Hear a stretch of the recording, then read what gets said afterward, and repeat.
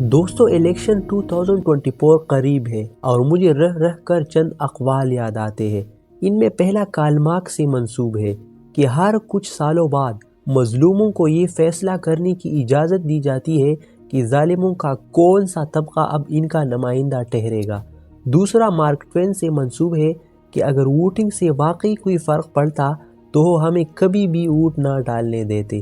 اور تیسری Ralph nether کی مشہور بات ہے کہ جب آپ دو برائیوں میں سے کمتر برائی کا انتخاب کرتے ہیں تو بھی آپ برائی ہی چن رہے ہوتے ہیں۔ ان تین اقوالوں کو اگر پاکستانی سیاست کے لیے استعمال کیا جائے تو یقیناً درست ہوگا۔ دوستو اس دنیا میں صرف دو ممالک ہیں جو آئیڈیالوجی یعنی کہ نظریے کی بنیاد پر بنے ہیں۔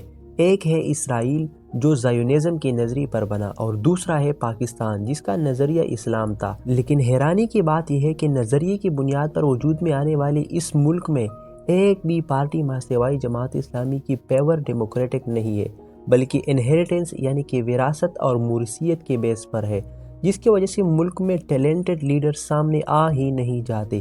غریب مزید غریب ہو رہے ہیں اور مالدار مزید مالدار بن رہے ہیں۔ دہشت گردی عروج پر ہے، مہنگائی کے بادل سروں پر منڈ لا رہی ہے، عوام میں بے چینی اور نا امیدی ہے، خودکشی اور واردات زوروں پر ہے۔ ان سب مشکلات کے باوجود انتخابات منعقد ہو رہے ہیں جو کہ خوش آئندہ امر ہے۔ چند انتخابی جملے بہت مشہور ہوئے ہیں جیسے کہ روٹی کپڑا اور مکان، اونٹ کو عزت دو، ظلم کا بدلہ اونٹ سے اور حل صرف جماعت اسلامی۔ 8 فروری کو الیکشن ہونے والا ہے، ضمیر فروشوں کی منڈیاں لگی ہوئی ہے اور ایک بار پھر عوام کو دیوار سے لگانے کی منصوبہ بندی ہو رہی ہے۔ دوستو پاکستان میں کنٹرول ڈیموکریسی ہے اور آج کل اس کی پوزیشن ڈکٹیٹرشپ سے بھی برا ہے۔ جس عدالت کے ذریعے 2018 میں نواز شریف کو نااہل کیا گیا تھا، اب وہی پر سے نواز شریف کو صادق و امین قرار دیا جاتا ہے، جبکہ دوسری جانب 2018 میں جس پارٹی کو جتوانے کے لیے اسٹیبلشمنٹ نے لاکھوں جتن کیے تھے، آج کل اسی پارٹی کو دھمکایا جا رہا ہے، یہاں تک کہ اس سے انتخابی نشان بھی چھینا گیا ہے۔ کچھ پارٹیوں کو لیول پلینگ فیلڈ مہیا نہیں ہے جس کی کانسیکوینسز میں بڑے سکیمز کا خطرہ ہے۔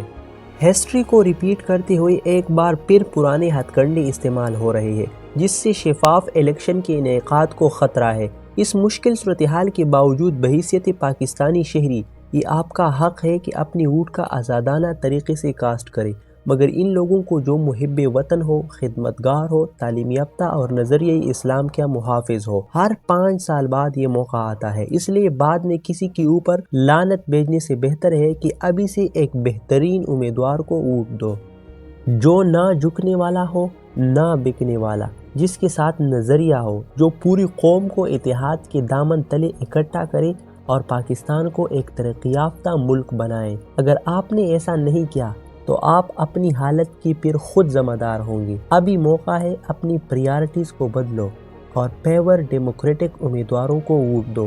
یہ ملک تب بدلے گا جب آپ خود بدل جائیں گے۔ Let's take a move, let's rebuild Pakistan.